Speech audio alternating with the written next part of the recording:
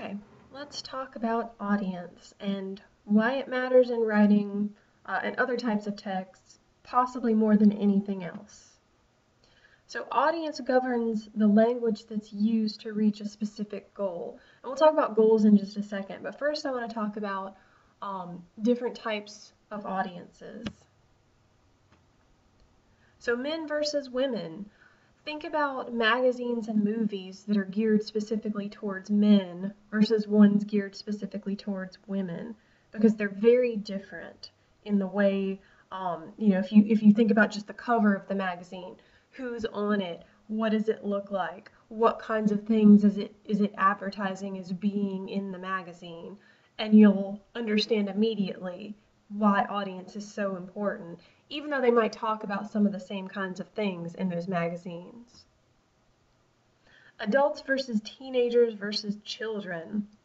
So, again, thinking about magazines or movies, the way that they're geared towards these different age groups is very different in the language that's used, in does it use slang words or that sort of thing? Is it trying to be hip or is it trying to just be informative?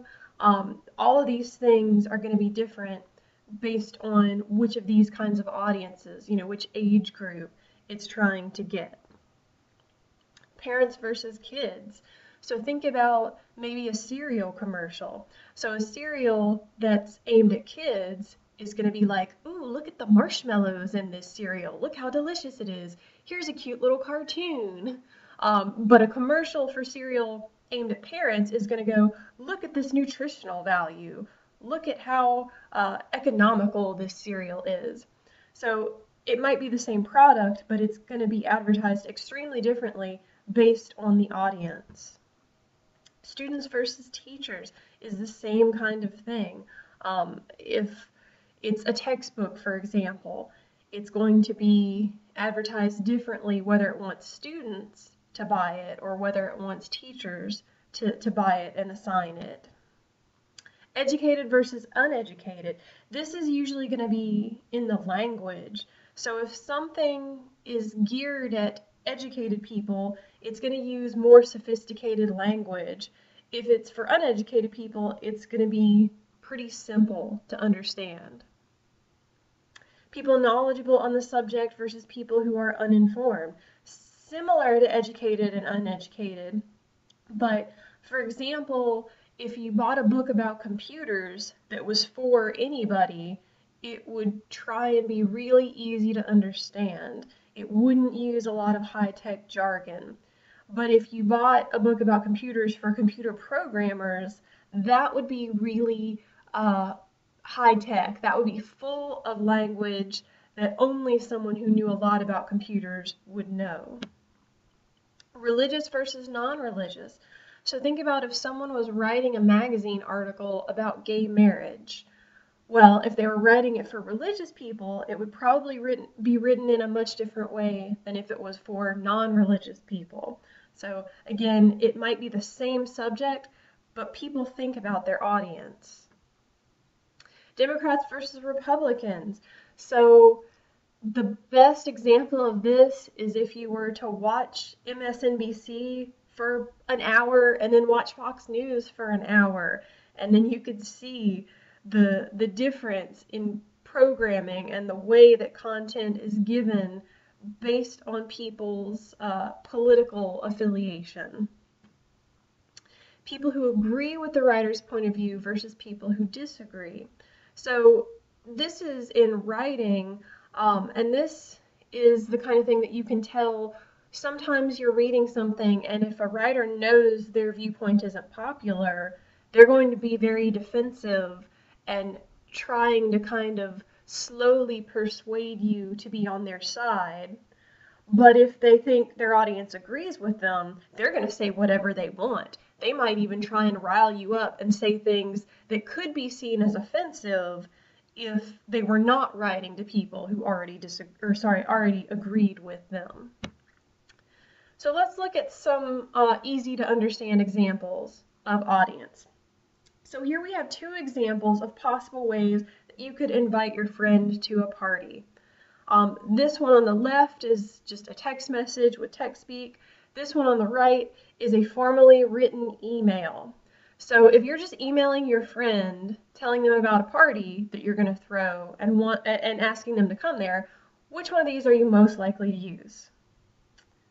Obviously, you're going to use this one on the left. You're not going to take the time to write all this stuff out. This is very formal. So even though it's about the same subject, based on the audience, this one is the one you're going to use. Here's another example. So both of these examples are a student asking about their grade. One is very formal and has a greeting and a salutation and, here's who I am, and is all, oops, no, okay, and it's all written out nice and neat, and the other is not. The other is text speak. So you're supposed to use this format when you're writing in a professional situation, when you're writing to a teacher. So that's the way you should do it. Some students still send me this, and this is my reaction. So please don't ever send me anything that looks like this. Here's another example. This one's kind of creepy. So our subject matter is birthdays. You're sending a birthday card. On the left, we have one that you're sending to your mom that says, got you some chocolates, see you at Christmas, have a good birthday. On the right, we have one that you're sending to your significant other that suggests that something interesting is going to happen with those chocolates. So again, we've got the same subject, which is wishing somebody happy birthday, but it's very different based on the audience. So think about the way you change yourself depending on the audience. And you probably do it without even thinking about it, but you're doing it just the same. So friends versus family, think about the difference between how you act when it's just you and your friends hanging out and how you act when you're with your family. And looking even within your own family, think about how you act around your siblings or maybe your cousins versus how you act around your grandparents. So you might be, teasing and throwing around cuss words with your siblings, but you get around your grandparents and you are the sweetest angel that ever lived, and they have no idea how you really act. So think about how you act at home versus how you act, if you're religious in church or temple or the mosque or wherever you go, you're on your best behavior there based on where you are, based on the audience. Home versus school or the workplace. So again, when you're in an informal place like your home, you can act one way, but when you go to a more professional place, school is slightly more professional, so you're going to act a little bit better in school than you might when you're at home. And then in the workplace, well, your boss might be there, so you have to act a certain way so that your boss at least thinks you're doing a good job and doesn't fire you. So audience dictates our behavior, and in this same way, audience dictates the style of a text. Let's talk briefly about goals. So goals are pretty simple. Inform, entertain, and persuade. You don't have to get much more technical than that in your paper. So just think about which of these three is it doing. In some cases, it's going to do two. In some cases, it might do all three. In some cases, it might just entertain. So think about that, and we'll look at some examples. So inform. Teenagers these days have a lot more stress than ever before due to academic and social pressures. So who is our audience here? A lot of students immediately go teenagers because that's what it's about. But that's not correct, because if this were meant to be written for teenagers, it wouldn't have this dry sort of style in the way that it's written. If this were written for teenagers, it would probably say something like, man, teens these days are so bummed out by how stressed they are. Stress really sucks. It would say things like that. It would talk directly to the teenagers in their language. That's not what this does. So based on that, who do you think this is written for? Probably parents and teachers and people who have to deal with these teenagers who need to know, they need to be informed about the kind of stress that teens are under. What about this one? If you're looking for laughs, the best TV shows out right now are It's Always Sunny in Philadelphia, Eastbound and Down, and The Office. So this one's pretty easy because our first line is if you're looking for laughs. So people who want to see comedies, people who want to know what are the best funny shows out there right now. Entertain. I grew up in two worlds, the tropical island of Puerto Rico and the cold city of New York, and this dual existence surfaced into my dreams and my poetry. So it's helpful to know that this comes from a memoir. So right off the bat, we know who's going to be the audience who wants to be entertained by this. Well, people who like to read, and more specifically, people who like to read memoirs. But we can also find other characteristics based on what this particular sentence is saying. So it's focusing on growing up in two worlds. So people who might be interested in reading this book are probably going to be people who can relate to that. And so again, immediately students go, oh, people who grew up in Puerto Rico and New York are going to want to read it. And yeah, that's probably true, but we can think a little bit bigger than that. Because it's not just about growing up in Puerto Rico and New York, it's about anyone who felt like they grew up in two worlds. So maybe it's people who have lived in more than one country. It could also be people who lived in very different areas. So maybe you grow up in Cowpens, just on the other side of Spartanburg, and then you move to Charlotte.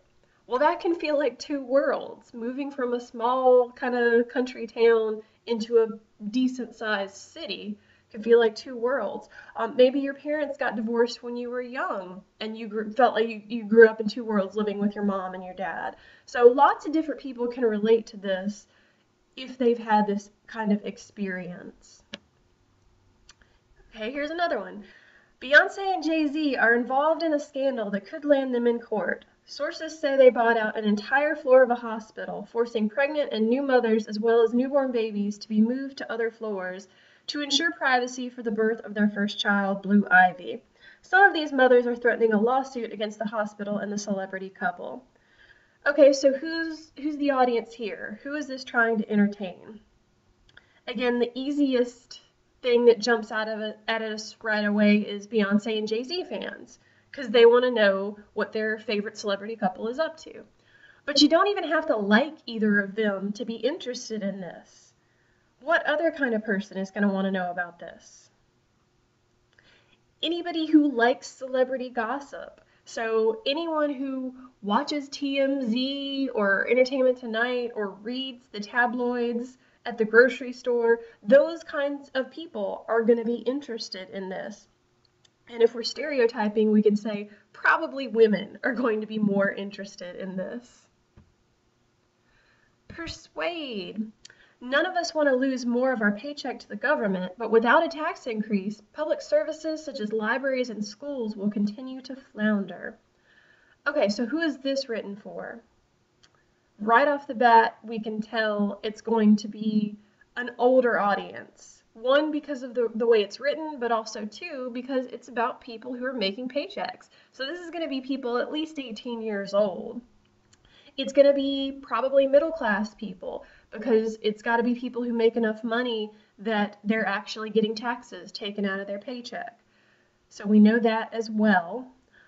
It's also going to need to be people who are taking advantage of public services, people who care about things like libraries and schools. Probably middle-class parents who are using those services, who don't want their taxes to go up, but also want to continue to use those services. Do you think this is written for people who agree or disagree with this statement? So this is an example where the writer knows that the readers are probably going to disagree with him, because he's using that kind of defensive tone. He's like, none of us want to lose more of our paycheck. You know, he's sympathizing with that, but then he's saying, but here's why we have to. So this is an example of a writer saying, I know my audience disagrees, I'm going to handle this carefully. The Hobbit, director Peter Jackson's newest epic film, will be sure to please new fans as well as old fans of the Lord of the Rings movie trilogy. Anyone who loves fantasy films had better not miss this one. It's sure to be the best fantasy film of the year. So this is trying to persuade who? And this one's easy, because we've got it right in our little section. People who like fantasy films. So this is the #1 audience that this is meant to persuade. Other audiences, people who liked the Lord of the Rings movies, people who like Peter Jackson. So we can tell our audience pretty easily in this one. What about this? Cyberspace offers myriad opportunities for teens to pretend to be who they're not. Youngsters, however, don't typically go online to deceive others, but to confront their own identities, according to recent psychological studies at Johns Hopkins University. Adolescents typically seek answers to questions such as, who am I and where do I belong? So, who do you think the audience is for this? Young people or old people? So probably not young people. Younger people don't want to be referred to as youngsters. So this is definitely not meant for them. Also, it's a little, you know, it doesn't have any slang. It doesn't sound like it's talking to young people. Educated or uneducated people? So this one's pretty obviously meant for educated people. It uses words like myriad, which is a big fancy word for a lot.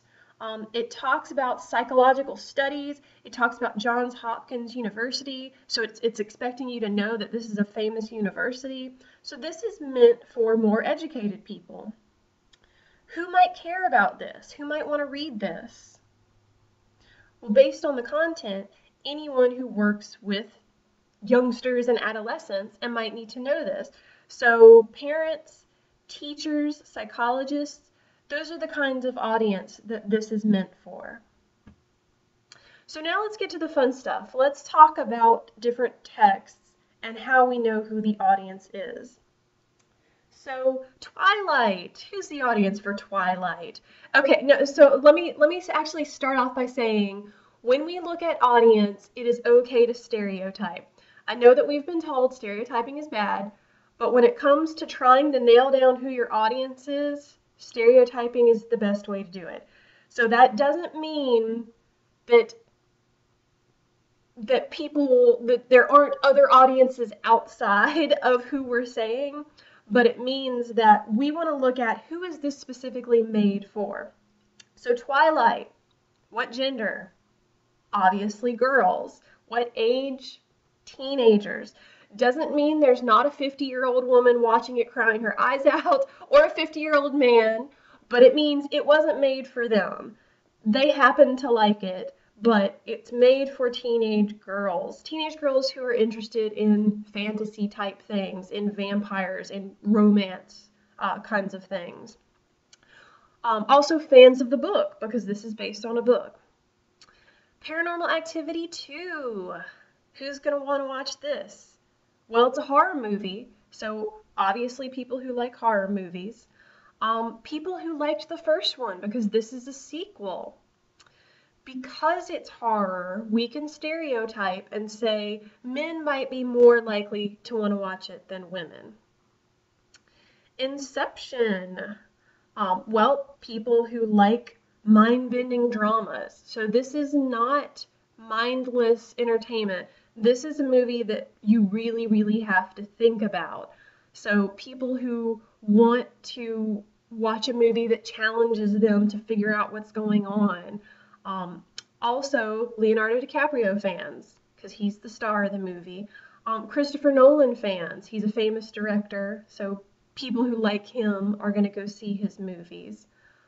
People who just want to watch whatever the new big drama is out there, or people who really like special effects, which is another thing that's in this movie. Probably slightly older people. It's not for teens, it's not for your grandparents, but maybe, 20 to 45 or something like that is a good age group. Toy Story 3, who's going to want to watch that?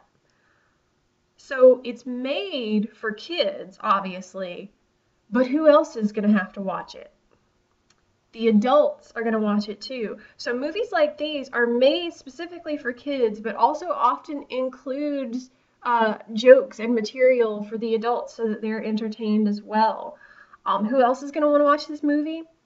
Fans of the first two. Maybe people in y'all's generation because you grew up with the first two movies. With TV shows, so let's talk about CSI. Who's going to want to watch it? Well, people who like those formulaic mystery TV shows. There's a lot of them out there, but where it's like, we show you the evidence and you try and solve the crime. So people who like that will want to watch it. Again, this is a show that has corpses in it. They have like scenes that take place inside of a body where you see like gross things with people, what it looks like when someone gets shot, that sort of thing. So we can stereotype and say maybe men will watch this more than women because it can be a little gross. Probably, again, a mid-range age. Not really for young kids, not really for old people, but maybe that 20 to 45 range. What about South Park? So South Park, obviously made for younger people. So maybe teens up to mid-30s, maybe something like that. South Park's been on a long time. It's been on like 17 years or something. So I've been watching it since I was a teenager, and I still watch it. What do you think about gender? Men or women?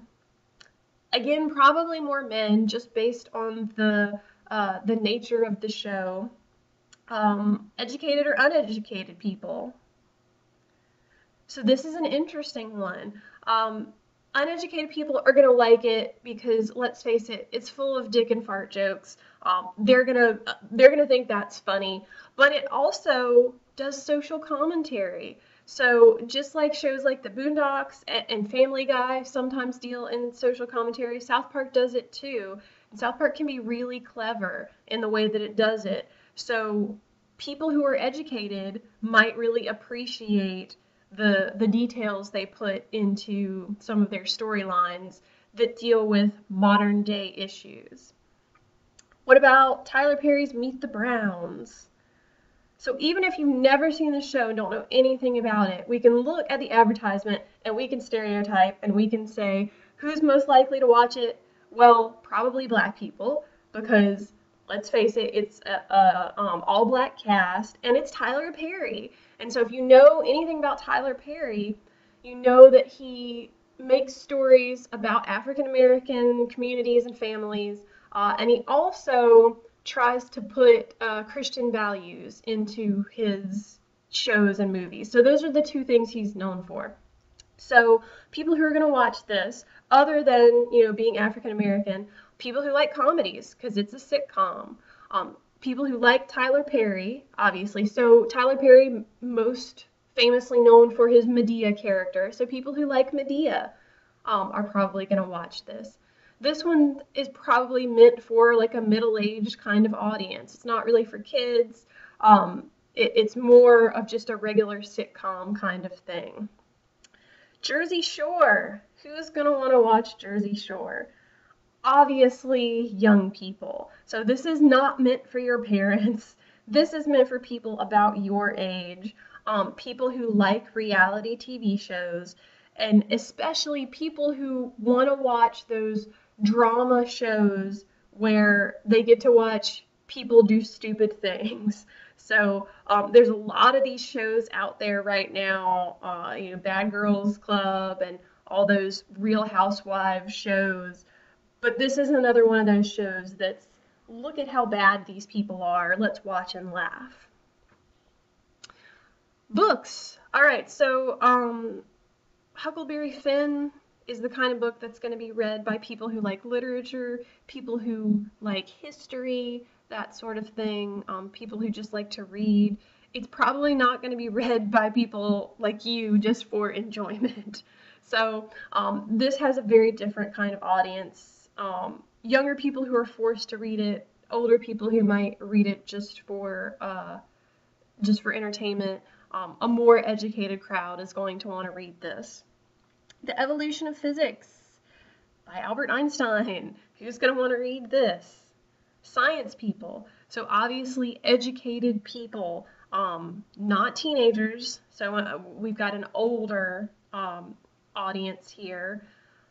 Also, based on the fact that this is hard science, we can stereotype and say probably more men than women. Stephen King, The Shining, people who like horror, people who like Stephen King.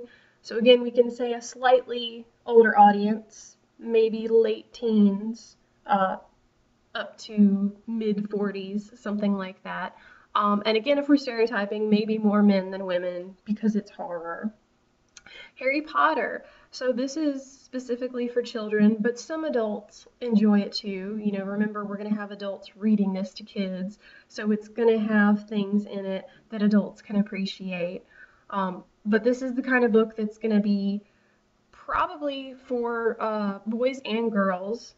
You could make the argument slightly more for boys because the lead character is a boy, but this one's probably going to be equally distributed. And then, of course, younger audiences, kids who like fantasy type things. Video games. Now, we're going to start off by acknowledging that men are more likely to play video games. So our gender with all of these is going to be more men than women, even though lots of women do play video games. So Warcraft. What do you have to like to want to play Warcraft? Well, it's fantasy, so you have to be into that sort of thing. You also have to be the kind of person who's okay with playing a game a lot, because this is not a game that you just turn on and turn off. This is a life-consuming game. So you have to be a pretty hardcore gamer to really be into this video game. Grand Theft Auto. So younger people, now with something like Warcraft, younger and older people are going to want to play it. Grand Theft Auto, the audience is going to be younger. This game is extremely violent. You can ride a tank down the middle of the road and shoot police helicopters out of the sky. You can have sex with a prostitute and then beat her to death with a dildo. These are not your grandparents' or even your parents' games, really. These are not for children. These are mostly for people y'all's age who are into that sort of, fun kind of insane, violent type of video game. Very different from Warcraft, the types of, even though they're both semi-violent, one is a very different style of violence. Call of Duty. Again, another somewhat violent video game, but it's more war type violence and more strategy, that sort of thing. So a very different type of game. Super Mario Brothers. Anybody can play this. So this is one that's probably gender neutral, that's definitely kid friendly. Unless you count stomping on turtles' heads, it's not violent. So just about anybody can play this. Young kids might want to play it just because it's fun. Older people might want to play it because they remember playing the original Super Mario Brothers when they were kids. And finally, music. Let's start with Miley. Oh, back when she was sweet and innocent. So who was going to listen to her album back then? Probably teenage girls. This was during her Hannah Montana days, and so she was singing songs about crushes on boys and fights with parents, and so she was singing to other girls her age. What about Ludacris? So he's a rapper, so obviously you have to be into rap to want to listen to him. Which gender do you think listens to him more? We're stereotyping here. So we can probably say men. It's just a fact that men are more likely to listen to male artists and women are more likely to listen to female artists. So if we're stereotyping, even though women listen to Ludacris too, we're going to say slightly more men would listen to him. because you got to look at what he sings about. What does he sing about? Like most rappers, money and hoes and drugs. So, and violence. So again, more male-oriented types of things. If we're stereotyping, which race is going to be more likely to listen to him? Probably African Americans. And so let's make the comparison now, because I think this is an interesting one, between rap and country. So we're going to move on to Trace Adkins. So who's going to be more likely to listen to him? Again, he's a male artist, so we can stereotype and say men. Of course, country fans, you have to be a country fan to listen to him. And again, if we're stereotyping which race, we can say more white people than black people. Rap has Eminem, country has Darius Rucker, but for the most part, these are seen as music mostly made by white and black people. So we can stereotype and admit that when we're analyzing these texts for audience. Let's talk about Bob Marley. Who's going to listen to Bob Marley? Obviously, people who like reggae. What's another stereotype about Bob Marley and people who listen to him? We can say it. It's the ganja smokers. So you can say that people who are going to listen to him are people, probably young people who are smoking weed and listening to his music to relax. Maybe old people, maybe they're still smoking it, or maybe they're just listening to it and reminiscing about the days when they were young and smoked weed and listened to Bob Marley. But he's going to be a little more universal, probably young and old people listening to him. Possibly more black people than white people if we're stereotyping who listens to reggae. But again, he's a little more universal. Possibly more men than women because he's a man. But again, he's a little more broad in his audience than some of these others are. Slipknot. What can you tell about them just by looking at the picture? They make angry music. Who's going to want to listen to this kind of angry goth rock heavy metal music? Well, obviously people who listen to that genre and like that genre. And what do we know about those people if we're stereotyping? They are usually young white men. So we're looking at probably, 18-year-old white guys who are going to work out or want to get pumped up for some reason. And this is what they're going to listen to because it makes them angry.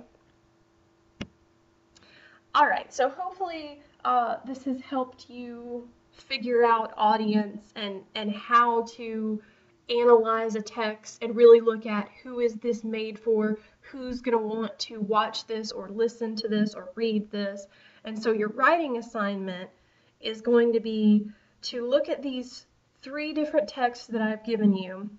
And for each one, I want you to find 3 characteristics of the target audience. So to be clear, you're going to look at, and I tried to pick things that were popular so that lots of you would know about them, but if you don't know about one of these things, you can Google it, look on Wikipedia, see what it's about, and that should help you. But, so for example, for each one, I want you to give me 3. So you'll have a total of 9 characteristics, 3 about each of the 3 texts. So, again, for example, so if you're looking at the Rihanna album, you can look at things like genre. What kind of music do you have to be interested in? Age. What kind of age do you have to be? Gender. Who's more likely to listen to her, men or women? You can potentially look at race for this example and maybe for the other examples. Educated or uneducated is another thing you can think about. There's a lot of different characteristics that you can do, but some of the easiest ones are genre, age, and race, and also like a little bit more, like what kind of things do you have to be interested in, that sort of thing. So there's a lot of different things to look at, but I want you to complete this. This shouldn't take you that long to do, but think about it, really think about it, because we're going to talk about this in class the next time I see you, and we're going to go over what did you come up with and how did you come up with that. So you can just write it down for now, But I also want you to really think about why. Why did you come to that conclusion? Don't come to these conclusions arbitrarily. You need to be able to answer, why do you think that? And if you have any confusion about that, you can go back and look at how we kind of analyzed some of the other texts earlier in this video, and you can always ask me if you have any questions. All right, so that concludes our lesson on audience.